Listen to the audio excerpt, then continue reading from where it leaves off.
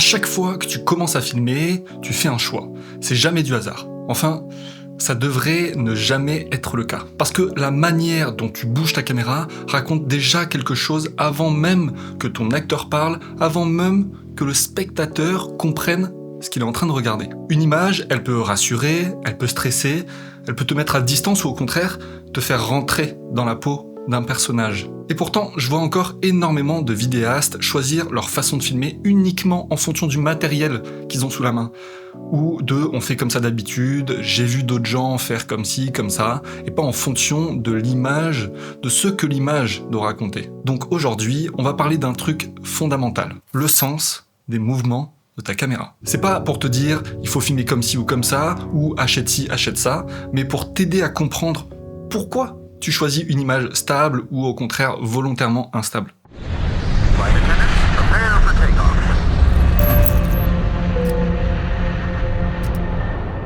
Salut à tous, c'est Nat. Si tu découvres la chaîne, bienvenue. Je me présente, je suis réalisateur et cofondateur avec Maxime d'une agence de production vidéo spécialisée dans les films publicitaires, les films corporate, institutionnels et promotionnels haut de gamme. Ici, on parle de tournage, de mise en scène, de lumière, de son, de matériel, mais surtout de choix, de sens et de retour d'expérience terrain avec des making-of de nos tournages. Donc aujourd'hui, comme je t'ai dit, on va un peu décortiquer ensemble un truc que tu utilises sur tous tes tournages, parfois même sans t'en rendre compte. C'est le choix de ton setup caméra et comment ça impacte le rendu de chacun de tes plans. Avant même qu'on rentre dans les détails de chaque setup, faut vraiment que tu te mettes un truc en tête, c'est qu'il n'y a aucun choix qui doit être fait uniquement pour faire joli. Bien évidemment, il faut le prendre en considération, mais en plus de ça, il faut que ce soit fait pour traduire un message et une émotion. Si tu combines les deux, tu auras tout gagné. Pour la faire simple, je te donne deux exemples. Une image parfaitement stable donne immédiatement une sensation de maîtrise, de contrôle, de calme. Par exemple, on va plutôt utiliser un setup cam stable pour filmer une scène romantique, un petit bisou. Alors qu'une image instable, au contraire, elle va tout de suite créer de la tension ou de l'urgence, de l'immersion ou même parfois de l'inconfort. Par exemple, dans une scène d'action, on utilise très souvent le rig épaule ou la main levée pour amplifier la sensation de vitesse et d'impact des coups. C'est pas une règle universelle ce que je te dis là, il existe plein de scènes de films qui sont des contre-exemples et pour de bonnes raisons. Mais imagine un personnage posé, sûr de lui, dans un univers très luxueux. Si tu filmes ça à main levée avec des micro-tremblements, tu crées direct une dissonance. Ton image raconte quelque chose et ton sujet en raconte une autre. À l'inverse, filme une scène de stress, de pression, de conflit avec une image trop propre, trop lisse, tu vas perdre la nervosité de ta scène. Donc avant même de parler matériel, pose-toi toujours cette question. Qu'est-ce que je veux faire ressentir ? Quel est mon message ? Donc, on va partir du moins stable jusqu'au plus stable. Tout d'abord, comme tu l'auras bien imaginé, le moins stable, on va partir sur la caméra à main levée. Filmer à main levée, c'est probablement le moyen le plus direct de transmettre une émotion. Même si tu utilises de longues focales, c'est une manière de filmer qui te rapproche de ton sujet. C'est pas pour rien que énormément de scènes de films sont très immersives quand elles sont tournées comme ça. Quand tu regardes à peu près tous les films d'action, il y a au moins une scène où la caméra n'est jamais parfaitement stable, mais elle est toujours intentionnelle. C'est fait exprès. Elle colle au personnage, elle vit avec lui. Mais attention, la caméra à main levée, ça veut pas dire une caméra incontrôlée. Une image shaky maîtrisée, ça peut être extrêmement puissant, mais au contraire, une image qui tremblote, que tu subis, ça fait juste amateur. Et la différence, elle est là, et elle est juste énorme. Quand tu filmes à la main, chaque micro-mouvement doit accompagner le sujet. Faut pas que tu te battes contre ton cadre dans ce genre de setup, mais que tu l'anticipes. C'est dans ce genre de setup qu'il va falloir que tu anticipes tes déplacements au maximum, que tu essayes d'absorber les mouvements de ta caméra au lieu de les provoquer, parce que dans tous les cas, même si tu es le plus doux possible, tu auras à chaque fois un rendu shaky. N'essaye en tout cas jamais d'être un stabilisateur quand tu filmes à main levée, parce que tu seras jamais un stabilisateur, point final, et c'est absolument pas ce que tu viens chercher avec un rig à la main, donc n'essaye pas de tout contrôler. Un truc tout bête que tu peux faire quand tu as un setup caméra un peu léger, c'est de rajouter intentionnellement du poids sur ton rig. Ça va éviter l'effet un peu caméscope de papa qui tremble, même quand tu bouges pas d'un poil.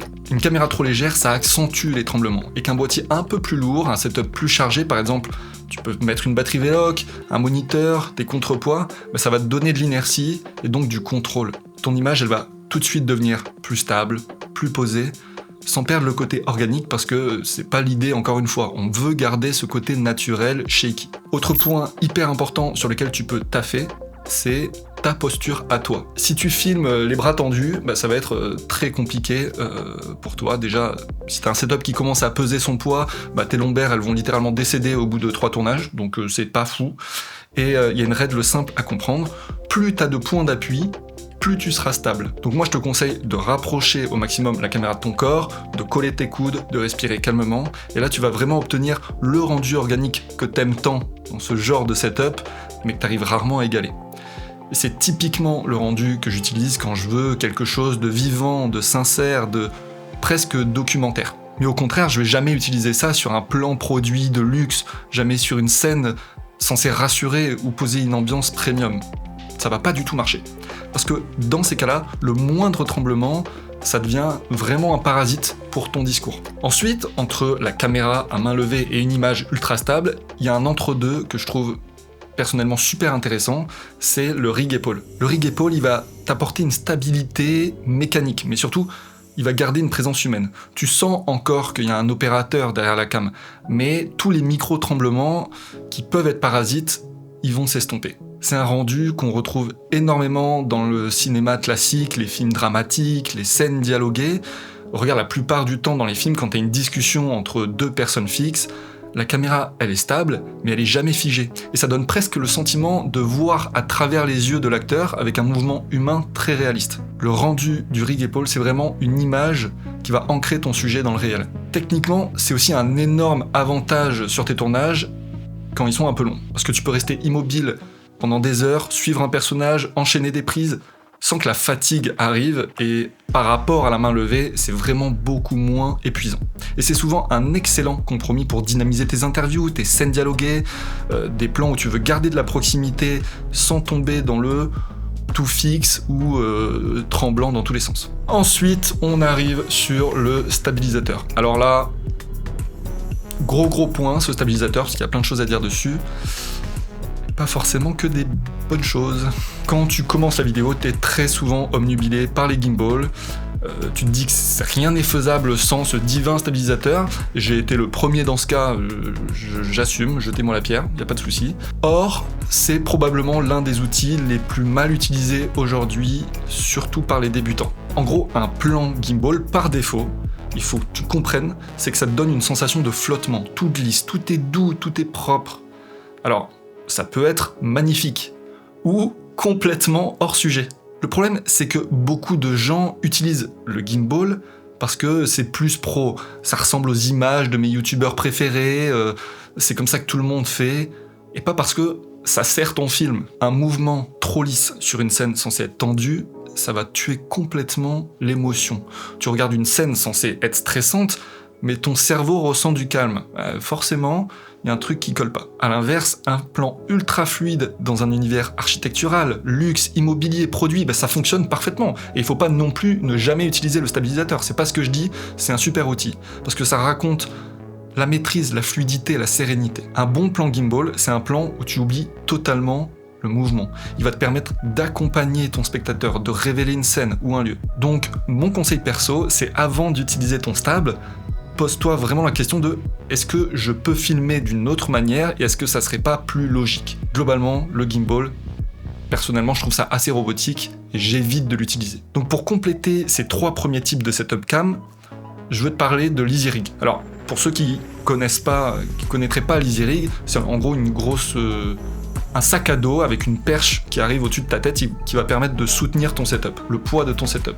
Et tu peux l'utiliser avec justement plein de rigs différents, que ce soit avec un rig à main levée pour t'aider à supporter le poids de ton setup sur la durée, ou pour rajouter un peu de stabilité à tes images, ça va rajouter un point d'appui, et pareil pour ton rig épaule. Mais aussi tu peux combiner l'EasyRig avec ton gimbal pour encore une fois moins te fatiguer potentiellement avec des positions que tu pourrais pas tenir sur la durée et tu vas t'éviter de te fracasser le dos. l'EasyRig, globalement, il va pas changer ton rendu comme un gimbal change ton image par rapport à de la main levée. Il va te changer toi, il va changer ta fatigue et donc indirectement la qualité de ton image. Parce que si tu te tapes 10 heures de main levée et que t'es fracassé du dos, à la fin tes images elles ressemblent plus à rien.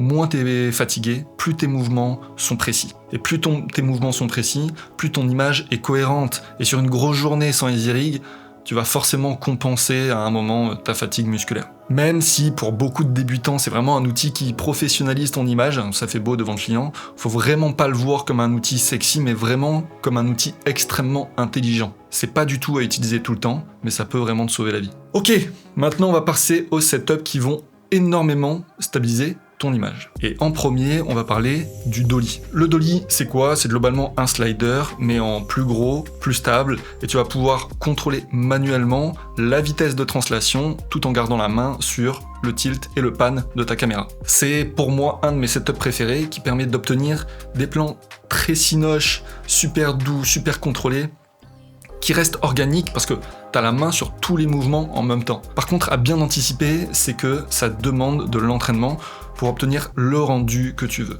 C'est lourd, c'est encombrant, ça prend du temps à mettre en place, ça reste malheureusement assez cher parce qu'il faut le combiner avec de très bons trépieds et une très bonne tête caméra pour avoir vraiment un rendu stable sans à-coups. Donc, un dolly mal utilisé, ça peut être une méga perte de temps sur un tournage.